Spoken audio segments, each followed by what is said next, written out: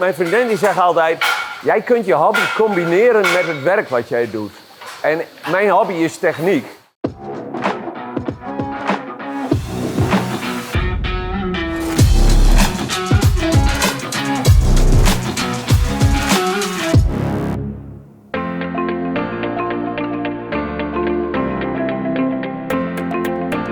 Ik ben Peter Nijenboer, we zitten hier in Scharmer. Dat is net onder Groningen. Ik heb een melkveebedrijf met 165 koeien en 150 koeien op 3 robots op dit moment. We bewerken op dit bedrijf 100 hectare land. Het meeste landwerk doen we zelf, behalve het hakselen laat ik doen. Met mestrijden, maaien, schudden, wiersen, balen persen doen we ook. Ik kom uit Hardenberg. We zijn in 1983 naar Groningen gegaan omdat we hadden in Hardenberg best veel koeien, weinig land. En toen zei mijn vader, we moeten naar Groningen, want daar is de ruimte. En toen zijn wij naar Groningen gegaan. Dan zijn we hier begonnen met 40 hectare en met 60 koeien, denk ik. Melkquotum van 560.000 liter was dat toen. En nu zijn we verdubbeld. Ik doe het werk eigenlijk allemaal alleen. Ik heb jonge jongens dan die helpen mij met drukke tijden, met maaien, schudden, wiersen, balen persen. Mestrijden doe ik zelf. Mijn vriendin die zegt altijd, jij kunt je hobby combineren met het werk wat jij doet. En mijn hobby is techniek.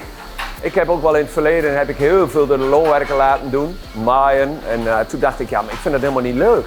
Ik wil dat gewoon zelf doen. Mestrijden wil ik ook gewoon zelf doen. Ik vind dat gewoon mooi, de techniek, het werk. Ik wil gewoon af en toe even het land in. Ik ben niet iemand die de hele dag tussen die koeien moet zijn. Ik moet af en toe even wat anders. En dat vind ik mooi. Ik kan het combineren. En ik vind het gewoon leuk ook om het werk rondom de boerderij te doen. In het land, ploegen. Ik mag ook heel graag ploegen. Nou, dat is wel een melkveehouder die graag ploegt. Ja, ik vind het geweldig om te ploegen.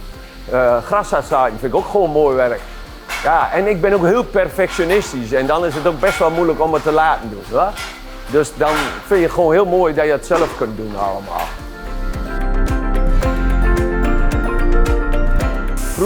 Vroeger hadden we geen jonderen. Dat is een beetje gekomen omdat wij waren in Overijssel en daar had je geen jonder. Toen kwamen we in Groningen. En toen hadden we een beetje arbeid over en toen zei mijn vader, je kunt wel bij de loonwerker gaan werken. En toen heb ik bij de loonwerker gewerkt en daar hadden ze jonder. En zo ben ik een beetje, eerlijk gezegd vond ik ze eerst niet zo mooi, maar ik zei altijd tegen mijn vader, ze zijn wel dondersterk. En toen kwam de 0-serie uit en toen vond ik echt jonder echt mooi worden. En zo ben ik bij jonder terechtgekomen. En later vond ik van jonder de GPS. In 2008 waren er enkele loonwerkers die gingen het RTK-netwerk kon je toen afkopen in die tijd. Kon je gewoon gebruik maken van het RTK-signaal. Daar was ik ook bij. Ik durfde dat aan geen veeboer te vertellen, want ja, GPS, daar was in die tijd van, nou, een veeboer met GPS, dat kon nooit uit. Maar ik vond het gewoon heel mooi. Ik vond de techniek mooi. Zo ben ik ermee begonnen. Ik heb nog steeds GPS van jonder en ik vind dat gewoon super mooi werk. En nu ben ik met Autopad bezig. Kijken dat ik op de computer gewoon met bemesten alles in lijn kan krijgen. En dat ik heel exact, heel netjes mijn land bemest met een mesttank. Ja, dat is gewoon een stukje interesse. Als het allemaal uit kan, dat weet ik niet, dat denk ik niet. Maar ik vind het gewoon heel mooi. En ik mag graag machines kopen die van een loonwerker geweest zijn. En dan zeg ik altijd, ik maak er een project van. En dan knutsel ik dat helemaal weer, dat alles perfect draait. En ja, dat is mijn hobby een beetje. En ondertussen heb ik natuurlijk ook nog koeien te verzorgen. Dat doe ik eigenlijk ook allemaal alleen. We hebben dus 3 melkrobots. Ook weer, de techniek vind ik geweldig. In 2009 zijn we begonnen met melkrobots. We hebben vorig jaar 2 van die robots vervangen. Eén is op een andere plek gekomen. Die melkt nu nog een klein aantal fasen op een aparte groep. Die melkrobot die gaat denk ik de komende jaren of volgend jaar de 1 miljoen melkingen passeren. Dus En die wil ik ook gewoon aan de draai houden. Doe ik allemaal zelf, vind ik gewoon mooi werk. Dat is wel een beetje wat ik doe hier.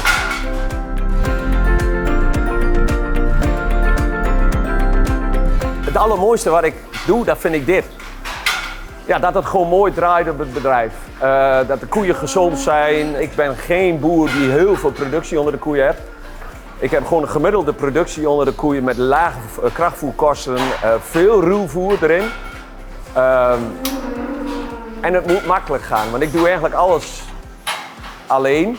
Met de piek heb ik echt wel hulp, want anders lukt het niet. Maar meestal doe ik alleen en dan moet het gewoon, ja, dan moet het gewoon gemakkelijk gaan met weinig trammeland. Dat vind ik dus gewoon mooi, dat het gewoon goed draait. Ja, dat geeft me voldoening. En als ik gewoon door die stal kijk, dan denk ik, ja, dat is geweldig. Dat is prachtig.